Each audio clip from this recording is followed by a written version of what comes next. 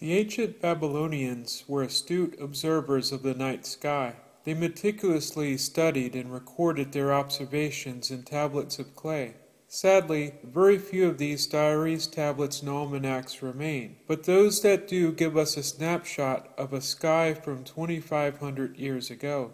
Observations of sun, moon, eclipses, solstices, the timings of sunsets and sunrises to moonsets and moonrises, the positions of planets against the constellations, gives us an unmistakable fingerprint that helps us synchronize the year of the reigning monarch to an absolute date in history. It is true that these ancient astronomers believed that they were recording divine messages, and at times endeavored to tie these heavenly signs to events occurring on the earth. Should these motivations deter us? Actually, just the opposite. A religious motivation meant that these astronomers would be all the more meticulous in recording what they viewed as a sacred message. Does the fact that many of these tablets, such as VAT 4956, are a copy and not the original, mean that the Astronomical Diary is invalid? Some have tried to argue this way, and yet at the same time they rely on tablets such as BM 33066 to calculate the year 539 BC for the fall of Babylon, which itself is a copy and riddled with errors. We do not have the original manuscripts for such things as the Bible. The earliest manuscripts that scholars can find are copies of copies. We rely on the work of ancient copyists, many of whom were diligent in their sacred work. In a similar way, ancient scribes copied astronomical diaries with a similar diligence, because they considered their task a sacred one as well. They wanted to understand the meaning of it all. They wanted to learn to predict heavenly and earthly phenomena. Therefore, this motivation would make them strive for accurate transmission from source to copy. It would be impossible to just fake these astronomical observations and have them turn out consistently with other observations on the same tablet or even with other astronomical tablets. And the more these diaries are examined, the more a consistent timeline can be produced, one that completely harmonizes with other evidences, such as the economical business transactions of that time period.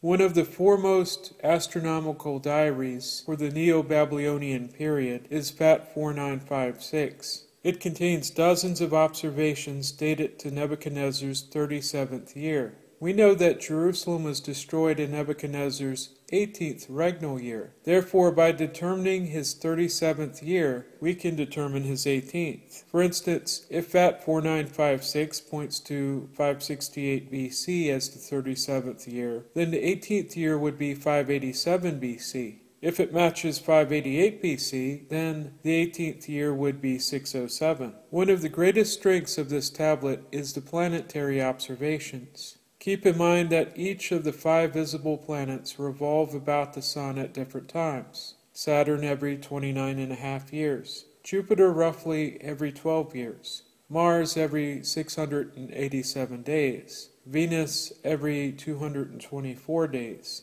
and Mercury every 87 days. The combination of planetary observations on VAT 4956 cannot occur again for many thousands of years. To what year do these combination of observations point? They can point only to 568 as Nebuchadnezzar's 37th year, and to no other date in recorded history.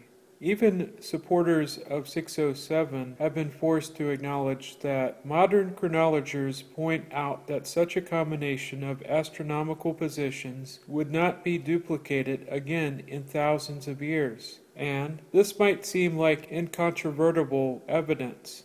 Despite this admission, decades later, 607 supporters tried to argue that the planetary observations could be dismissed wholesale by saying that on VAT 4956 that some of the names of the planets and their positions are unclear, and because of this the planetary observations are open to speculation and to several different interpretations. What citation is used to support this? It is the book Mesopotamian Planetary Astrology by David Brown, pages 53 through 57.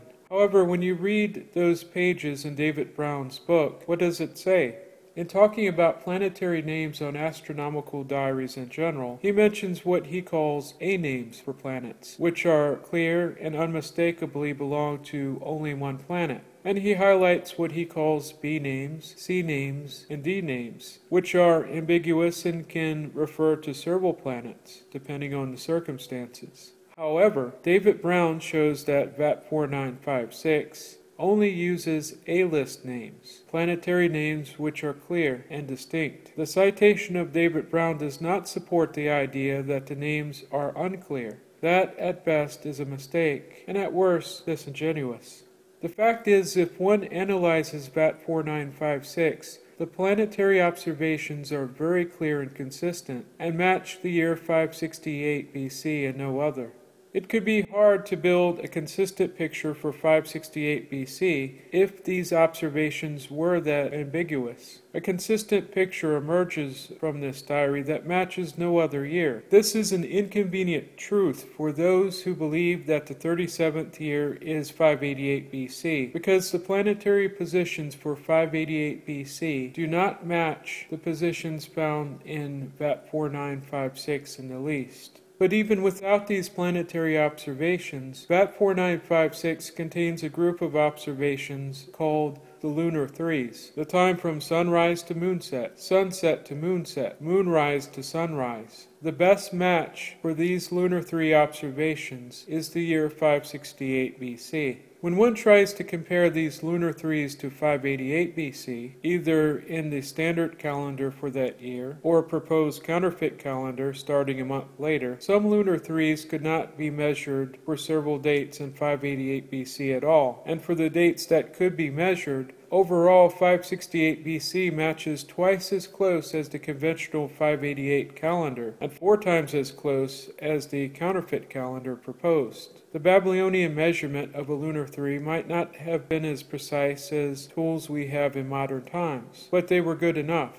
If that were not so, one could not use the lunar threes to identify 568 BC at all. The very fact that we can identify this year on the basis of the lunar threes alone tells us that the timekeeping methods were sufficient. VAT 4956 makes 568 BC an absolute date for Nebuchadnezzar's 37th year. This would make, again, his 18th year, 587 BC. VAT 4956 alone shows that we cannot move Nebuchadnezzar's reign back 20 years. For a more detailed look at this astronomical diary, see Appendix 7A, B, and C, or see Appendix 6 in order to learn how to do the archaeoastronomy for yourself.